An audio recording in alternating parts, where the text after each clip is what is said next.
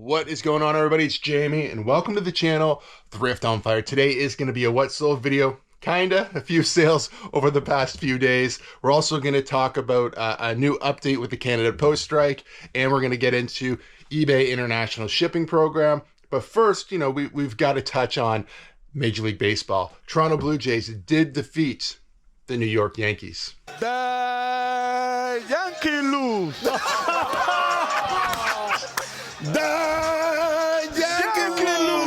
Let's go, baby. Let's go. So yes, the Toronto Blue Jays will be going to the American League Championship Series. I personally hope, when I'm filming this, it hasn't been decided yet. Tonight is Friday night for me when I'm filming this. Hopefully when I uploaded it, it's Friday as well. Detroit is going to be playing Seattle to see who plays the Toronto Blue Jays. I personally hope it's Detroit. I think that would be a really fun series. As far as the Yankee series, game 3 was a little bit dicey, obviously. Game 4 looked really good with the bullpen game. I didn't like the idea of the bullpen game. When Jeff Hoffman came in at the very end as well, I'm like, he always makes me so nervous. At the beginning of the season, Jeff Hoffman was great. He seemed really elite. At the end of the season here, he seemed to be off a little bit. My wife and I always say, don't Jeff this up.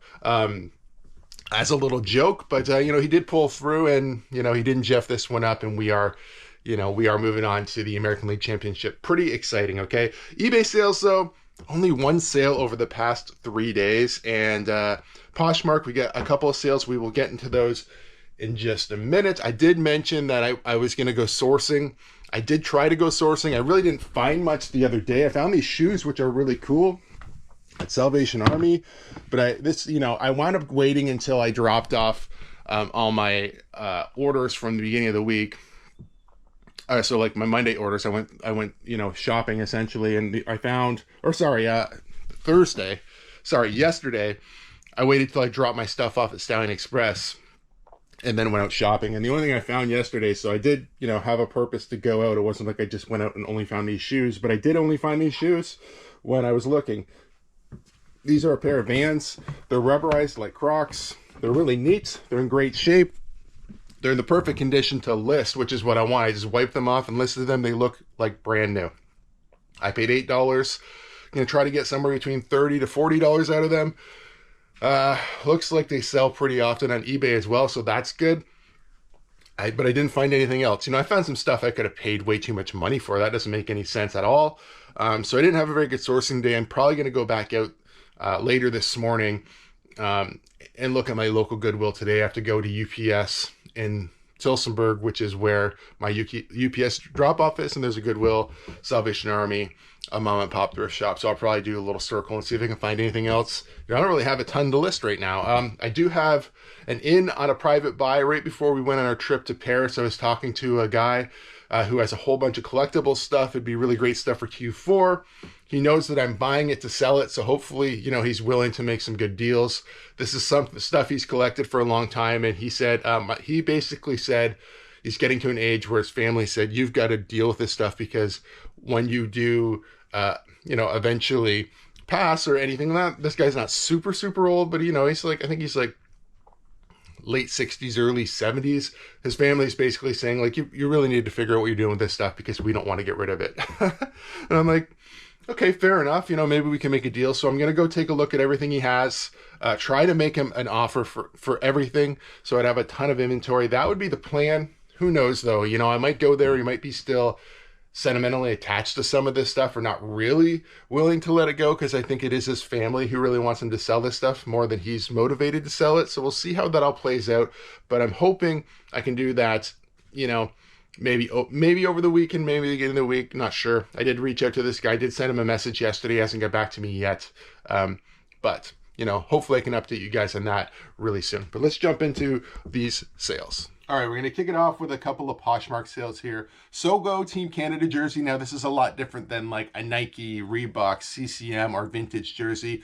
This is sort of more of a basic budget jersey for sure. I do pick these ones up out of the Goodwill bins. I'll buy them from Goodwill Bins buddies who pick them out of the bins. I'll give them $5 for them, so they're making a couple of dollars. They're just not super valuable. I would not typically pick these up at maybe a Goodwill, but I would pick them up at like a yard sale or maybe rummage sale for a couple of dollars, something like that. Anyway, Team Canada jersey. This one $25. Not a huge sale. Another lower end sale. This one is Misty Mountain Fleece. It's sort of a shacket. This sort of style was really popular last year and the year before. Will it be as popular this year? I don't know. Somewhat, but this is not super desirable anyway. I picked this up because of style and it never sold, and I'm just moving it out now for $20. So we got $20 on this one. Men's XL. You know, if this fit me, I might even wear it, but I think this was just too short. But regardless, we're moving it out for $20. Okay. One eBay sale. It's a decent one. I pulled this jacket out of the Goodwill bins. I'm going to say maybe 6 months ago, something like that. I pulled in an adult one and a kid's one. This one was a Raiders starter jacket. It has some condition issues for sure. It's got some discoloring on the collar. The back is cut, but like right on the seams, so it'd be very, very easy to fix. I had this listed a little higher at one point. This was actually listed for about $90, I think. $100, $90, right around that point. Somebody messaged me last week and was talking to me about it. And then they came back and said, listen, would you do $70? You know, they asked me for some extra photos and stuff. And I'm like, yeah, I think I would actually. I originally bought this and thought I was going to take it to a tailor to have, or somebody like a seamstress to have it resewed. And, you know, when I was looking at it, I'm like, you know, there's enough, you know, even if I had it sewed back together, now it's got a repair. It's got some discoloration, which I don't want to deal with. It is an old cool vintage starter jersey, but it's not like I thought spending more money in it. I wasn't really going to get a lot of more money out of it. So still happy $70. Pulled this out of the bins. These jackets can go for like a couple of $100. I do think when I picked it up, I had an idea that even in the condition it was in, I could get a lot more money out of it. But, you know, over time, it just never happened, and I was willing to sell it for $70. So happy with the $70 sale on this, especially because it came out of the Goodwill bins. So that's definitely, you know, a very, very low buy cost in comparison to a lot of places. And yeah, that's it. That's all that's sold from your past few days. So let's let me just get everything kind of cleaned up here quickly, and then we'll talk about. Obviously, you'll see it in the next clip here. We're going to talk about what happened with Canada Post over the past 24 hours. All right, so there's been an update on the strike, and this is from the union, okay? It says, today we're announcing the starting October 11th, 6 a.m., Cup W will be moving to a nationwide action rotating strike, okay? So, you know, what does that mean exactly? Last time they went on a rotating strike, it meant that, you know, different sectors were shut down, but the mail was still moving. Things were just slowed down a bit. And when that happened, I actually found the stuff that I had in the mail, got there pretty quickly. But, you know, who knows, who says that tomorrow they can't pull the plug on this rotating strike and go back to a full-blown strike. Now, there's not a lot of information put out about this. You can, you know, I'll try to link the article down in the description if you want to read it yourself. It just goes on to say that there'll be more information put out before this actually happens. Now, this comes just a day after I watched a clip on, I think, CBC, that it was basically the union saying, like, you know, they were insulted by the last offer that, you know, basically they said the offer that Canada Post gave to the union was the same as the last one they rejected, but they just added more stuff in there that was, you know, it wasn't better. It was actually worse. So I was thinking, oh, no, this is not going to go in a good direction. And then the following day, this gets announced, okay? It's been pretty quiet so far. I haven't really seen a lot about it. I did see somebody post about it in a Poshmark group, and then I looked directly, what we're looking at here is, you know, this is the union's website directly right here, okay? I will link this down below if you want to read the full thing, but it's interesting. I don't know. So for me personally, this is how I'm viewing this. I think as far as my eBay business goes, my main eBay store, I think at the moment I'm still going to use couriers. I wouldn't just rush back to Canada Post for sure. If this seems to be okay after, you know, a few days or maybe a week, I would consider reopening my card store that ships with stamps. Stamps are already slow. People are already expecting them not to get there quickly. I would trust Canada Post maybe with the letter mail portion of it because it's not tracked anyway. You know, I don't think they're going to purposely lose your stuff or anything like that. So it's not an issue of that. I just don't want higher value stuff getting stuck back in the mail. But if it's just the cards and stuff like that, I would maybe consider using them. But as far as my parcels, Right now, probably it's a no. We'll see. This is just the first information. When the rest of this gets rolled out, I will talk about it a little bit more. Let me just switch my computer back over here and we can talk a little bit about eBay International Shipping Program. I had some questions about that this week, so I thought maybe I could just fill you guys in on as much as I know about it. Let's talk eBay International Shipping Program. Okay, so as far as I know, I don't think it's actually started yet. I haven't seen anybody who has said any different. I haven't gotten an email from eBay saying that, you know, it's live or anything like that.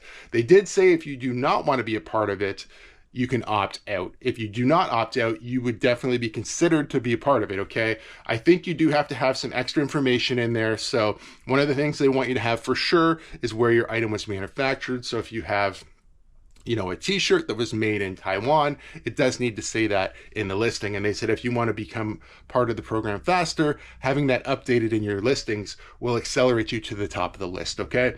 So as far as I know, it's not officially rolled out, even though I think it's October, and we were all expecting maybe October 1st this was going to be part of it. But as far as I know, it's not live yet, but that's what you need to do. If you want to be a part of it, you probably already are. If you don't, you need to opt out via the email that was sent. Other than that, like I said, you need to update your item specifics and make sure that you have where your items were manufactured, and that will help you get on it quicker. Okay, so how does it work? Ship to our hub and you're done. And it's almost as simple as that, okay? So from what they had said, I think in Toronto, maybe Mississauga, Markham, somewhere in there, I don't know, there's going to be a hub. You take your item, you ship it to there. They will cover the rest, okay? So once it hits the location in Toronto, they're going to deal with customs and tariffs. If they apply on your item, they're going to reship it to its final location. Even if the item gets returned, you're covered. You're covered through eBay policy. You get to keep your money.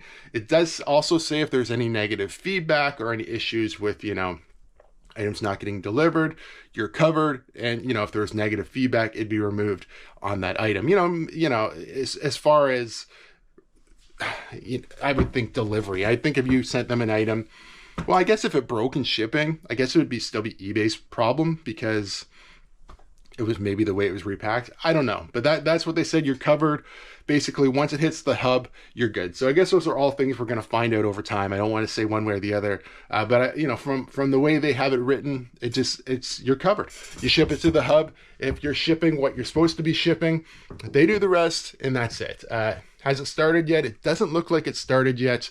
And that's pretty much all the information we have. So if you're wondering how to sign up, like I said before, you already signed up.